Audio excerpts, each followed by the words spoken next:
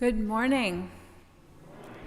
Welcome to the Unitarian Universalist Meetinghouse of Provincetown, where we affirm the inherent worth and dignity of every person, and where we support each other on our spiritual search for truth and meaning. My name is Reverend Kate Wilkinson, and I am so glad that you have joined us this morning. Welcome to those of you in the room, and welcome also to those of you joining us via our live stream. Before we begin our worship service, I have just a few announcements to share. There are just 2 great music on Sundays at 5 concerts left in this season. Tonight's concert is called Fabulous French Fantasia, featuring some great French composers, and Craig on piano, Eric on flute, Monica on clarinet, and Jeffrey on violin. So we hope you can make it for that. Next weekend is our water communion ritual here at the UU Meetinghouse. So if you are coming in person, please remember to bring a small amount of water to add to our communal bowl. It can be water from someplace special to you, or just water that you have brought, which makes it special. Those of you who are watching from home might want to have a bowl of water with you also, so that you can do a little blessing ritual of your own. Instead of our offertory collection staying here to support the UU Meetinghouse, next week our collection will be for Pakistan. The devastating floods, which have left a third of Pakistan underwater, have affected 33 million people. So many people desperately need help. So on the day that we are recognizing the power of water, we would like to send our prayers and financial resources to those so directly impacted by it. More information will be forthcoming this week about who to make your checks out to and how to give online. Many of you know that our dear friend Hildy Olson passed away. You might remember her from the Celebration of Life concert, where she, for several years, recited one of her amazing poems. Hildy was born in 1923 and died just shy of her 100th birthday. There will be a memorial service for Hildy next Sunday, September 11th, from 1 to 3 o'clock at the Provincetown Theater.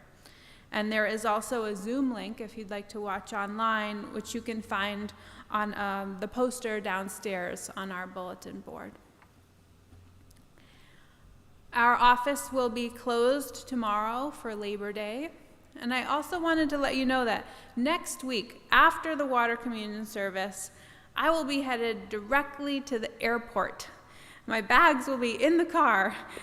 Lisa and I are traveling to Italy for a week, a trip that was supposed to happen in 2020. So I'm so glad to finally get to go on that trip. And while I'm gone, please contact Kenneth in the office if you have any questions. But I'm still here this week, so feel free to reach out.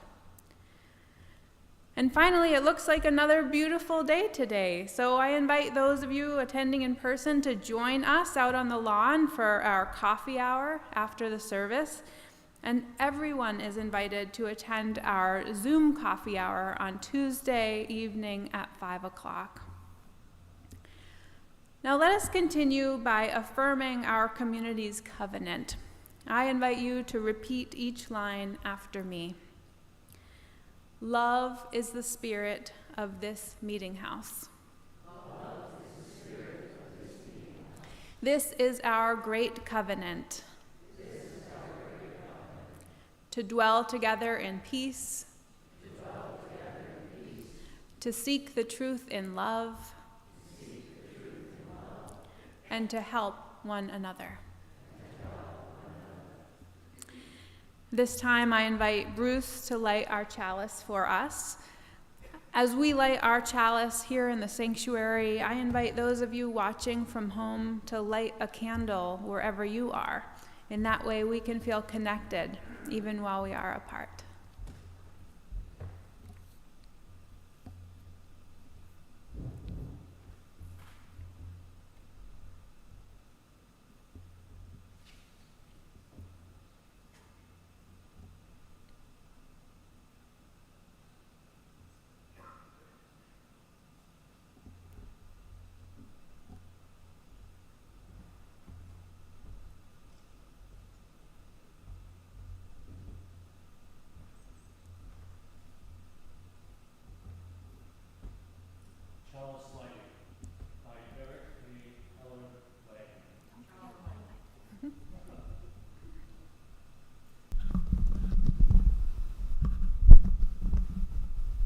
My apologies. Chalice Lighting by Eric A. Heller Wagner. Blessed is the fire that burns deep in the soul. It is the flame of the human spirit touched into being by the mystery of life. It is the fire of reason, the fire of compassion, the fire of community, the fire of justice, the fire of faith. It is the fire of love burning deep in the human heart, the divine glow in every life.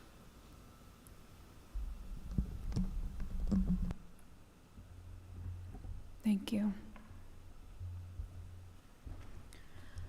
Please join me now in a spirit of meditation and prayer. If you have a joy or a sorrow on your heart this morning, you are welcome to light a silent candle during the prayer or at any time during the service at the table to the right of the pulpit. And there is a journal there to record your thoughts and prayers. Our prayer this morning is an embodied prayer from the Benedictine nuns of Cuernavaca, Mexico. Although not all of the movements might be accessible to you, and not all of them might be very easy to do in a pew either, I invite you to join in the spirit of the prayer, which is that sometimes when we travel, our body arrives before our soul does. And sometimes when we are preparing to sink into the experience of worship, we're not totally ready yet. Our body is there. Gold star to you for getting here or for logging on today. But our souls are not quite settled in yet. So this prayer intends to reunite body and spirit so that we can be fully present for worship. And if some of the movements need to be done in your mind, that works too. But I invite you to rise as you are able. And if you want to spread out into the aisles for this, you can too. And just do your best to follow along as space and our bodies allow. I thank Reverend Marta Valentine for sharing this prayer with me.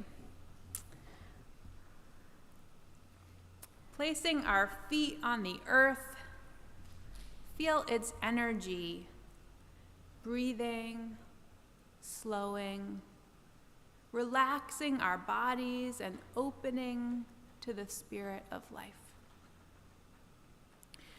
Bringing our hands to the prayer position, thumbs touching the heart, we remember our connection to the heart of the universe and all that is. Bringing our hands down, open, palms up, in a gesture symbolic of gratitude, we gratefully receive the gifts of this day. Grateful for the gifts we recognize and those we don't. Grateful for those who people our circles. We open ourselves to receive the gifts of this week's journey. Touching our palms back to back, fingers pointing to the sky, in a gesture symbolic of memory, we remember our past, all that brought us here, grateful for all of what has made us who we are. We give thanks for our individual and collective past. Turning our hands back still together, fingers moving into the heart, in a gesture recognizing our authentic selves. We feel our emotions, feeling where we are right now and what is happening inside. Who we are without the masks. We give thanks for our authentic selves and all the feelings that we carry into this moment and into this week. Extending our arms out, palms down, we reach for the good, the sacred, in a gesture symbolic of reaching for God, reaching for good, our yearning to connect, to love and be loved. And bringing our arms up to the sky, we give thanks for the air that we share, rich and poor, all of God's creation. We acknowledge that we pollute the air, and we ask forgiveness. We acknowledge the mystery of the skies, the universe, and give thanks. And however you can do this, coming down to touch the earth. We express thanks for her. We acknowledge that we often don't even recognize that we are walking on her. And we acknowledge that we pollute and harm the earth. And we ask forgiveness. Standing up, we bring our hands into prayer position, to the third eye. And we ask for vision, for clarity, and for new ways to live and love. And bringing the hands back to the heart, touching our God center. We feel how we are always connected to the Spirit of life. Amen.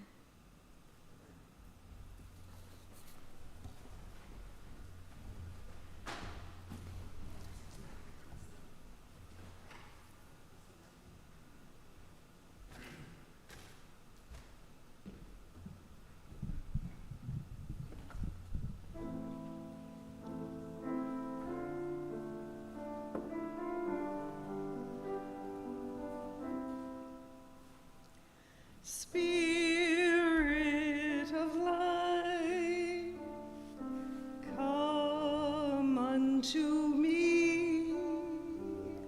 Sing in my heart all the stirrings of compassion. Blow in the wind, rise in the sea, move in the hand, giving life the shape of justice. Roots hold me close, wings set me free. Spirit of life, come to me, come to me.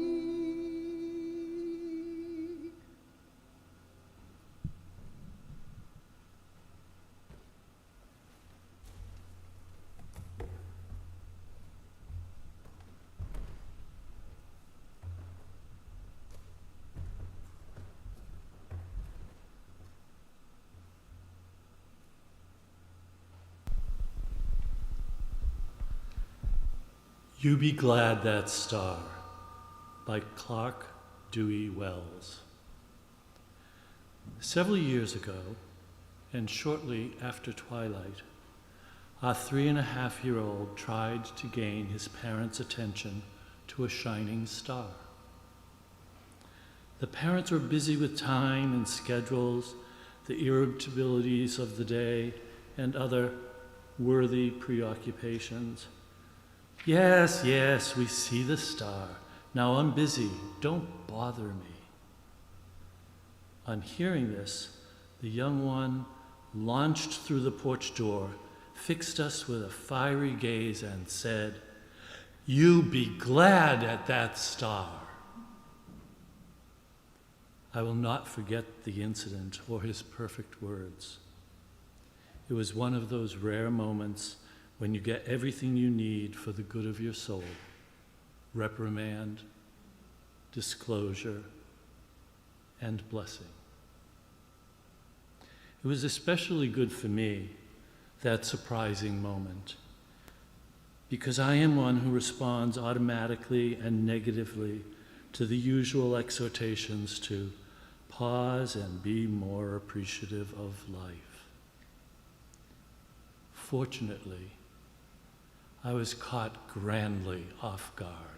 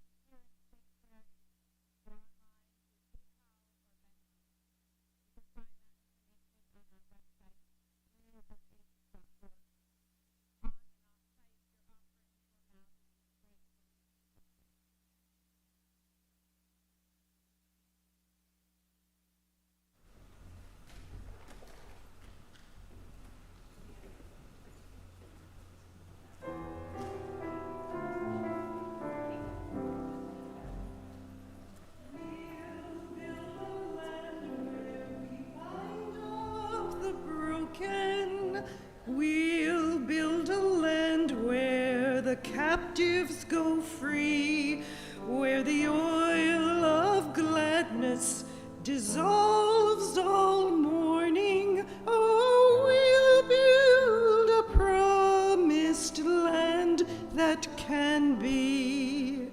Come build a land where sisters and brothers anointed by God may then create peace, where justice shall roll down like water, and peace like an ever-flowing stream. We'll build a land where we bring good tidings to all the afflicted and those who mourn, and will give them garlands instead of ashes. Oh, we'll build a land where peace is born. Come build a land where sisters and brothers anointed by God may then create peace, where justice shall roll down like water, and peace like an ever-flowing stream. Come build a land where mantles of praises resound from spirits once faint and once weak, where like oaks of righteousness stand her people. Oh, come build the land, my people we seek. Come build a land where sisters and brothers anointed by God may then create peace, where justice shall roll down like water, and peace like an ever-flowing stream.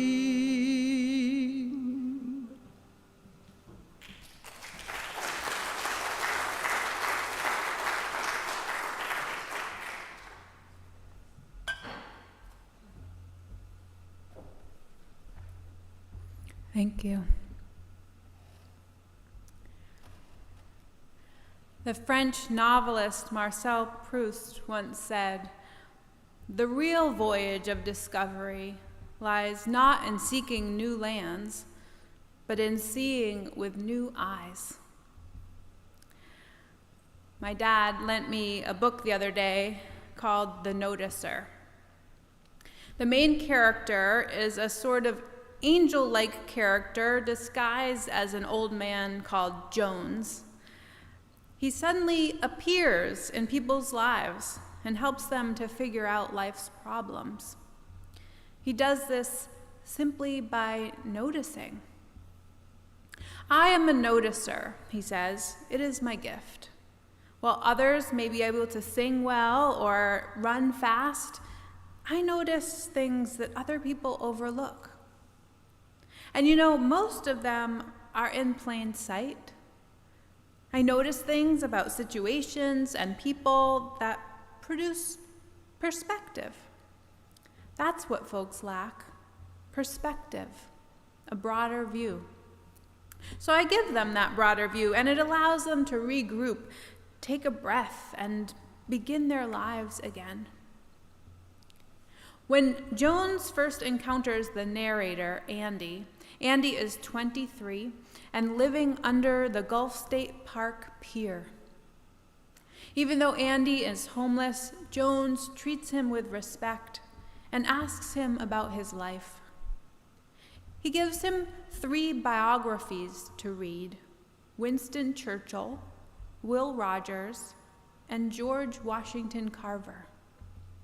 He tells Andy that reading biographies of great people will help to give him perspective. He leaves the books with him under the pier and comes back a week later to talk about them. Jones tells Andy he's brought them a feast for lunch, and Andy perks up a bit. But when Jones pulls out Vienna sausages and sardines, Andy tries to hide his disappointment. But he's hungry, so he eats the offering.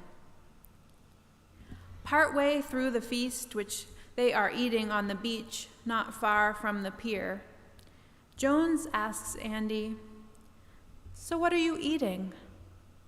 "What? You know what I'm eating, same as you," Andy says, puzzled. "Really?" the old man teased with a sly look. "Somehow, I doubt it. But let's see." He leaned over to glance at the food and then looked back at Andy. "What are you eating?" he asked again. "And where are you eating it? It's not a trick, just answer the question." "Well," Andy says, "I'm eating sardines and Vienna sausages." "Where?" asks Jones. "In the sand," says Andy. "I thought so," says Jones. "Your vision, my boy, is incredibly cloudy at the moment, but I am certain that we can clear a pathway from your head to your heart and into your future." "I don't understand," says Andy. "I know you don't," says Jones, "and I wouldn't expect you to understand because you lack perspective." "Young man," Jones says, "you see only the sand at your feet and what you are eating that you wish was something else. I don't tell you this as a rebuke. You are very ordinary in your views. Most people are just like you, disgusted with themselves for what they are and what they eat and what they drive. Most of us never stop to think that there are quite literally millions in this world who lack our blessings and opportunities, have no food at all to eat, and no hope of ever owning a car. The situation in which you find yourself is fraught with difficulty, yes," Jones says. "It's also piled high with benefits. Here for you, young man, is a law of the universe, one of many to be sure, but one that is especially applicable to your life at present. Remember, whatever you focus upon increases. When you focus on the things that you need," he went on to explain, "you'll find those needs increasing. If you concentrate your thoughts on what you don't have, you'll soon be concentrating on other things that you'd forgotten you don't have and feel worse. But a grateful perspective brings happiness and abundance into a person's life." They talk some more, and Jones shares some more life advice with Andy, and then he gets up to leave. Incidentally, he says as he walks away, "You ate sardines and Vienna sausages in the sand. I dined on surf and turf with an ocean view." It's all about perspective. Now, I'll be honest, a lot of the book felt a little cutesy and unrealistic. It seemed a little too easy that this magical man could fix so many lives just by asking people to change their perspective. If it were that easy, we'd all do it, right? We wouldn't struggle so much. The world would be a little less unfair.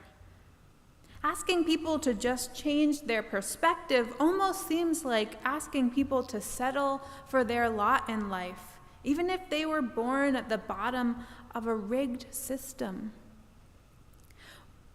But Jones asks the wealthy characters to change their perspective too.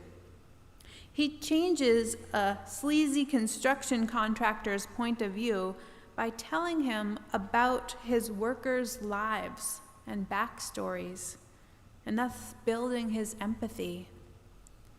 He saves a failing marriage by teaching them about different love languages and explaining that some people express and take in love through words of approval, but others feel loved through acts of service, others through physical touch, and still others through quality time together. If you're only ever expressing love to your partner through your own love language, they may feel neglected and unloved because they take in love differently. Each partner then had to try to see things from the perspective of the other. The real voyage of discovery lies not in seeking new lands, but in seeing with new eyes. There's a Bible passage that gets read at weddings a lot. I read it at a wedding I officiated yesterday, in fact.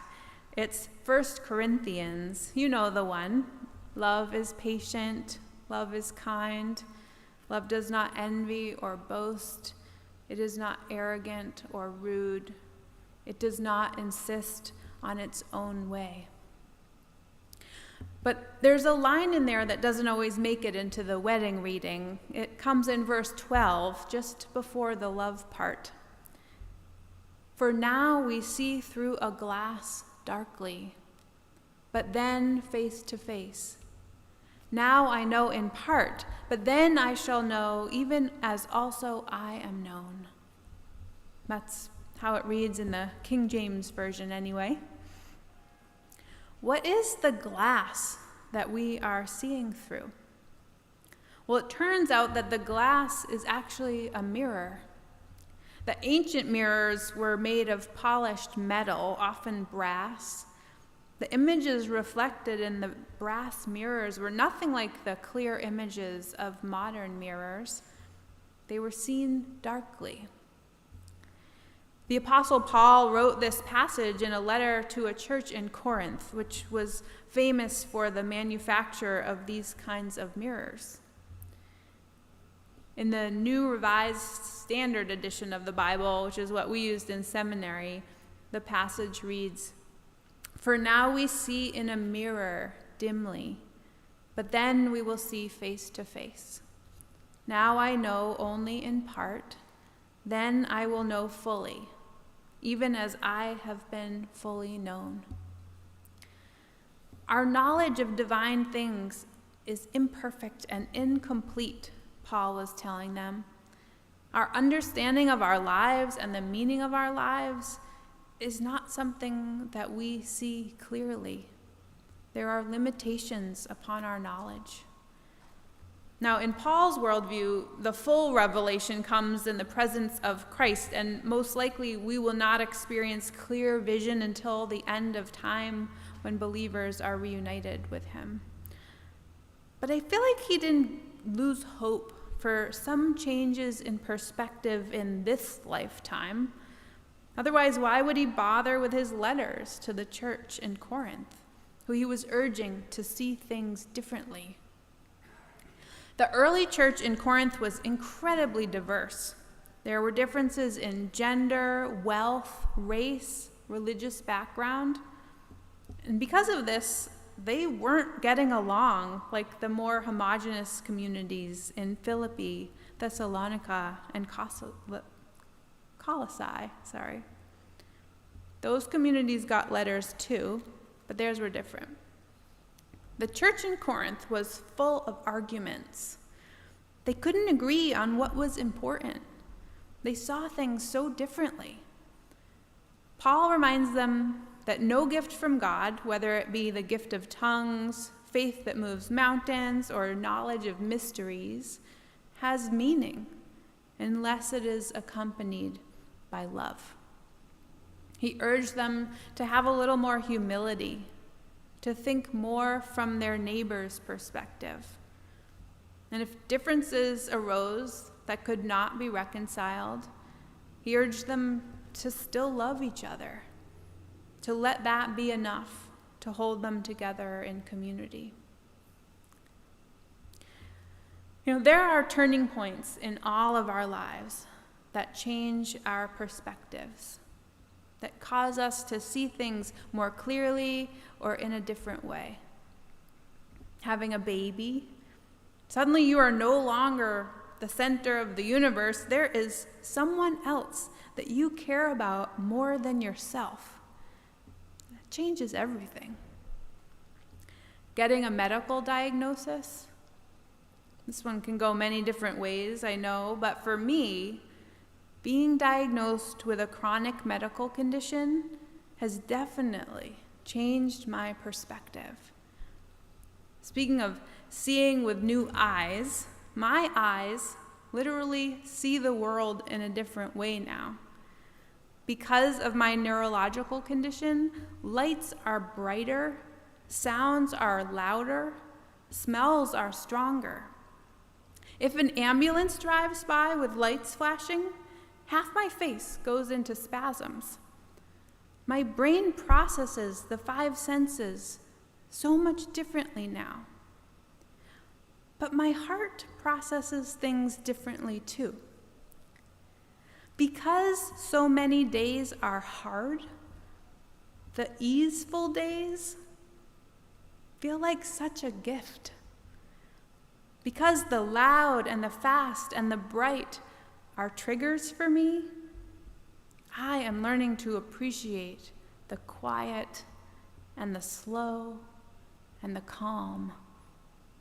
The simple life is what is life-giving to me now. And the good days are such a blessing. They are bonus. They are not to be taken for granted. I was talking with my mother about the theme of new eyes, and she said that aging also changes how you see things, brings perspective.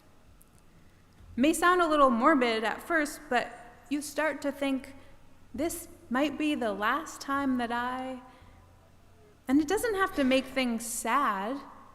It can simply make you experience things more fully. Suddenly everything is a little more precious.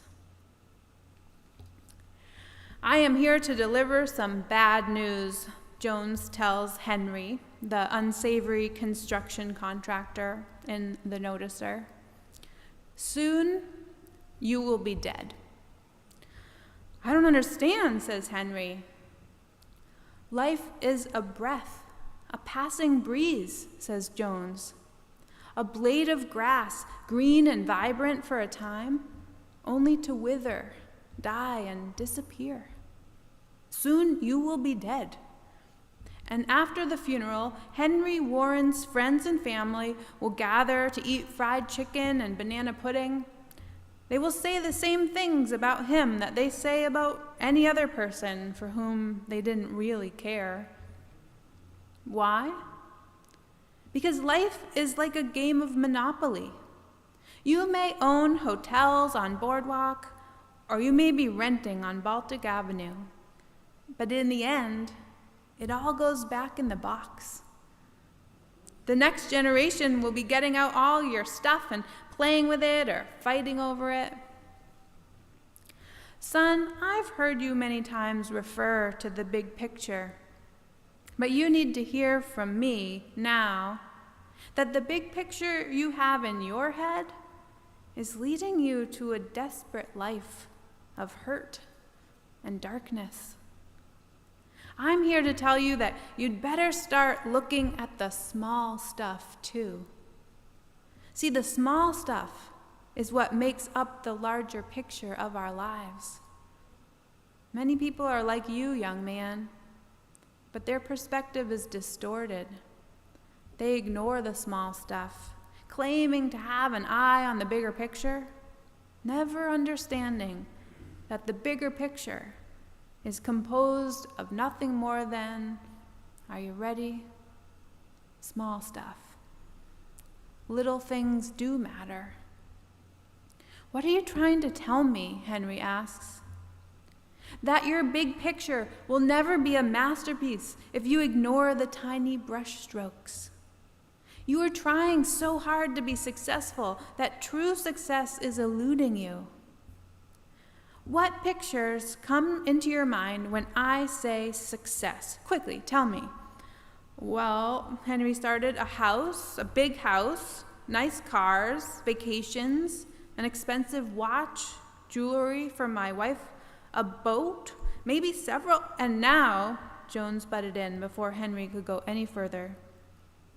What comes to mind when I say successful life? Henry didn't answer immediately, but finally, with a shaken look, he said, time to spend with my family, good friends, people in whose lives I have made a difference. It was all sinking in for Henry. But then he remembered, wait, you said that soon I would be dead. Merely an attention getter, Jones replied. But an interesting perspective on life, wouldn't you agree? And no less an absolute fact in your case than in the lives of everyone around you. They will all be dead soon too. In fact, in dog years, most of them are already dead. The Noticer wasn't the best book I've ever read, but I do keep thinking about it. And some of the truths in it are starting to shift the way I see things. Do you know what 2 of the most requested items are for our little free food pantry that we run here at the Meetinghouse? Vienna sausages and sardines. Perspective. What causes us to gain perspective? Reprimand, disclosure, blessing, birth, death, illness, aging, community. Perhaps we will be lucky enough to have a guide to help us, an old man or a letter that points out that a grateful perspective brings happiness and abundance, that love does not insist on its own way, that the real voyage of discovery lies not in seeking new lands, but in seeing with new eyes.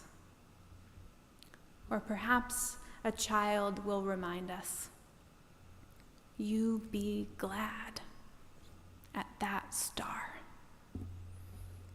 May it be so. Amen, and blessed be.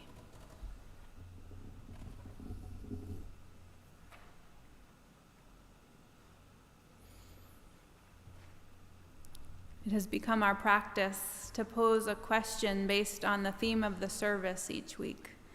It can be a topic of sharing out on the lawn today or with friends during the week. And if you want to delve deeper into this conversation, we hope that you can join us Tuesday at 5 at our Zoom coffee hour. Our question for this week is, what is something that has changed your perspective? What is something that has changed your perspective?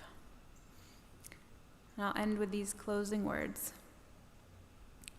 May you leave this place with hands open to release your grasp on yesterday, with arms open to embrace the gifts of today, and hearts open to be tender with yourselves and those you encounter this day. Go in peace.